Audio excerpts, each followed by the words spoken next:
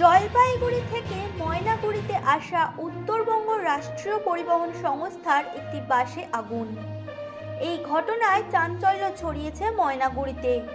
সোমবার সকাল 10টা নাগাদ ময়নাগুড়ি শহরের দেবীনগর এলাকায় আসতেই ওই চলন্ত বাসে আচমকা আগুন লেগে যায়। তড়িঘড়ি বাস দাঁড় করিয়ে দেন চালক। আগুন দেখতে পেয়ে আতঙ্কে হুড়মুড়িয়ে বাস থেকে নেমে পড়েন যাত্রীরা। মুহূর্তেই দাউ দাউ করে জ্বলে ওঠে বাস। খবর পেয়ে ঘটনাস্থলে পৌঁছায় ময়নাগুড়ি দমকল কেন্দ্রের একটি ইঞ্জিন। তবে ততক্ষণে বাসের ভেতরের অংশ পুড়ে ছাই হয়ে যায়। দমকল কর্মীদের প্রচেষ্টায় আগুন নিয়ন্ত্রণে আসে। তবে যাত্রীদের কিছু না হলেও বাস চালক কিছুটা আহত হয়েছে বলে জানা গেছে। আহত হয়েছে যে ড্রাইভার ছিল, ড্রাইভারের হাতটা বুঝে গেছে। কতক্ষণের চেষ্টা আপনারা আগুনটা নেবেন না।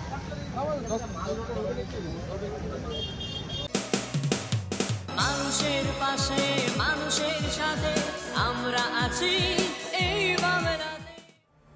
আপনারা দেখছেন সংবাদ শিরোনাম। দেখলেন তো অনেক কিছু, এবার দেখুন নতুন কিছু।